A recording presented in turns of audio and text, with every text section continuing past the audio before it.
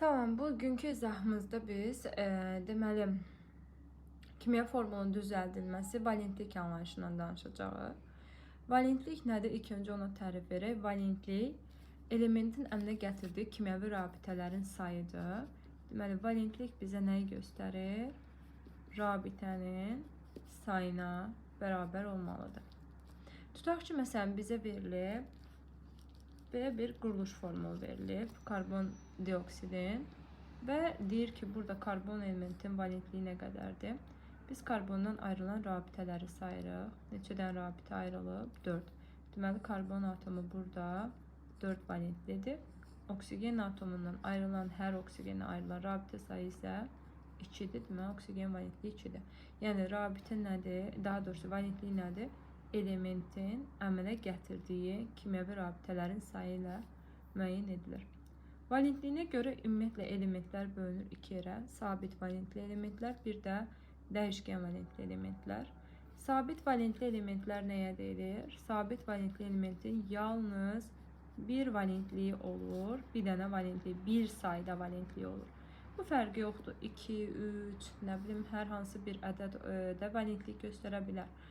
Məsələn, tutaq ki, alüminium 3 valentlidir, amma bilirik ki, sabitdir. Alüminium başqa valentlik göstərmir. Və yaxud da natriumun valentliyi 1-ə bərabərdir. Bunlar sabit valentlilər. Amma tutaq ki, dəyişkən valentli 2 və daha artıq valentlik göstərənlər. Misal üçün, dəmir deyək. Dəmirin valentliyi ferium 2-3-dür. Birləşmələrdə 2-3 valentli olur. Kükürd 2-4, 6-dır. Fosfor 3-5-dir. Birdən çox valentlik göstərən elementlər dəyişkən valentli elementlər adlanır. Biz indi valentliyinə görə formulu düzəltmək üçün ilk növbədə elementlərin kimyəvi işarələrini bilməliyik. Elementlərin kimyəvi işarəsi latınca adlarının baş hərfi ehtiyac yarandıqda digər ikinci hərfi də əlavə etmək olar və bu adlandırmanı Berzelius vermişdi. Məsələn, tükürd latın dilində sulfur deməkdir. Ona görə S hərfi ilə işarə olunur.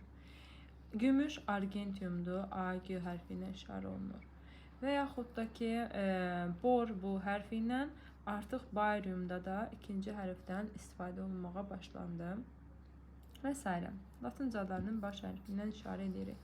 Deməli, dedik ki, biz formulu düzəltmək üçün ilk öncə valentliyin, daha doğrusu ki, elementlərin işarələrini bilməliyik. İşarələrini bildik.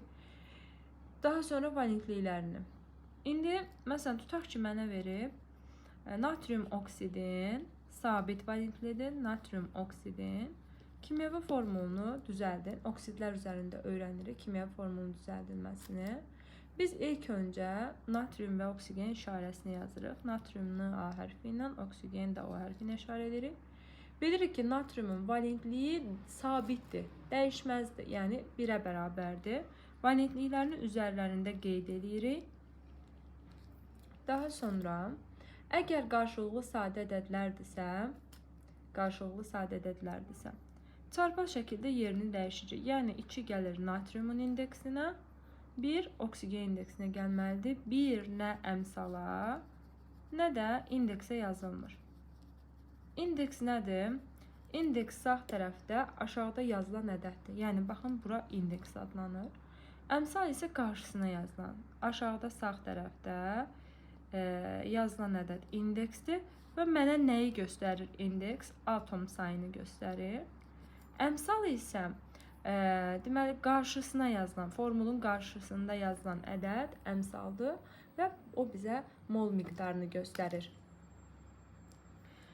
İndi məsələn, tutaq ki, başqa bir element desin, alüminium oksid. Alüminiumun işarəsi A-lı, oksigen də yazırıq yanına.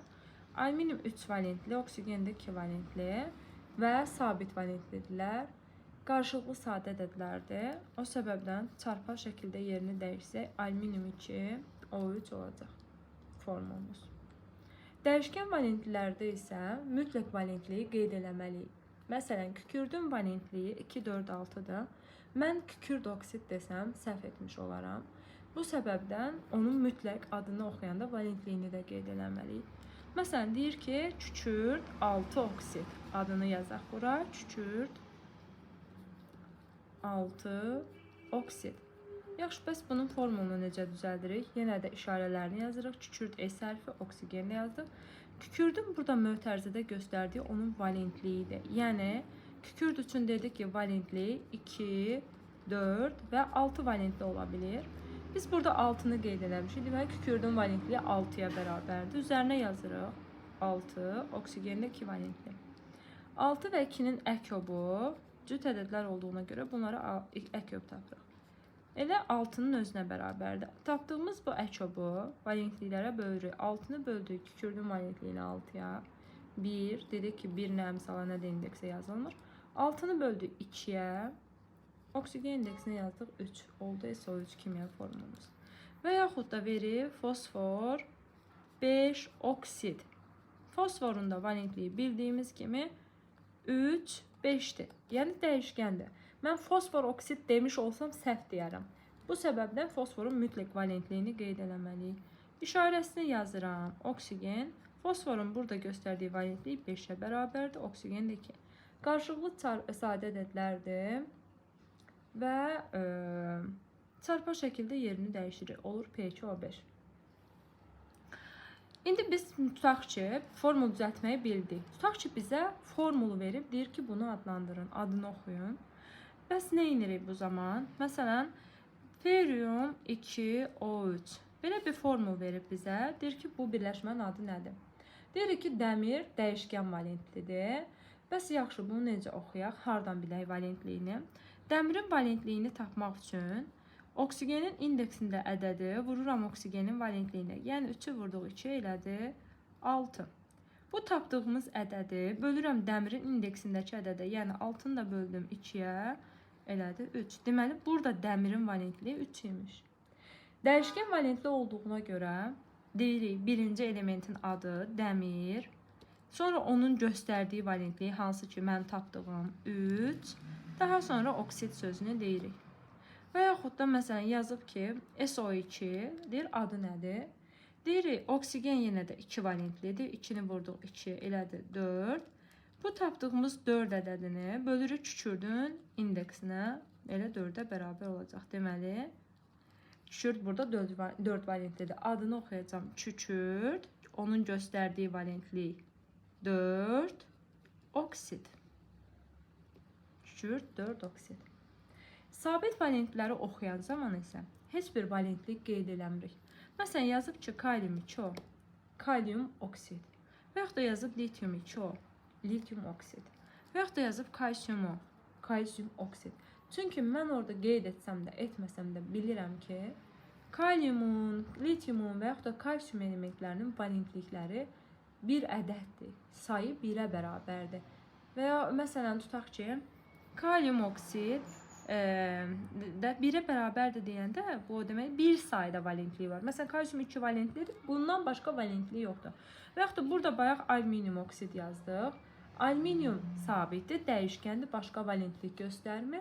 Alüminium oksid deyə adlandıracağım. Bundan başqa biz qeyri-metal oksidlərini Yunan sayları ilə də adlandıra bilərik. Məsələn, tutaq ki, burada qeyd eləmişəm. P2O3. Bunun beynəlxalq üsulla adı fosforun valentliyini tapmaq üçün 3'ü vurdum 2'yə 6, 6'nı böldüm buradakı 2'yə 3. Fosfor 3 oksid. Amma başqa cür Yunan sayları ilə mono 1, di 2, tri 3, tetra 4, penta 5, heksa 6, hepta 7, okta 8, nano 9 və deka 10 deməkdir. Biz bu qədərini bilsə yetərlidir. Saylarını deyirəm. Baxıram, fosfor neçədə nədir? 2 ədəd, 2 atomdur. 2 nədir Yunan dilində? Di. Deyirəm, di fosfor.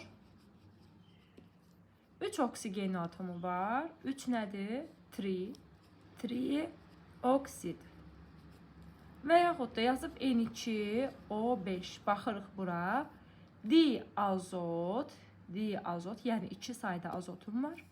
Pentaoksid, yəni 5 sayda oksigenim var. Əgər ilk elementimizin sayı 1'ə bərabərdirsə, məsələn, tutaq ki, CO birləşməsini deyirəm. Buraya yazdım. Karbon bir ədəddir. Burada artıq mono sözünü demirəm. İlk gəlirsə bir element, ilk elementimiz bir ədədsə mono demirəm. Elə deyirəm karbon. Amma ondan sonraki gələn elementimizin sayı 1-ə bərabərdirsə atom sayı. Baxın, bir dənə oksigen atomu var. Deyəcəm karbon monooksid. Və yaxud da NO2 desəm, azot bir dənə idi deyə mono sözünü demədim, ilk elementimiz. Oksigen 2 dənədir, deyəcəm dioksid. Amma yazsaydım N2O, diazot, bir dənə oksigen var, sonra gəlir. Birinci elementdən sonra, yəni birinci elementə dedim 2 dənə azot, diazot. Oksigen bir dənədir deyə deyəcəm monooksid. Qeyd eləyək ki, bu yalnız qeyri-metal oksidlərini adlandırmaq üçündür. Metal oksidlərini bu üsulla, yəni Yunan sayları ilə adlandıra bilmirik. Yalnız beynəlxalq üsulla adlandırırıq.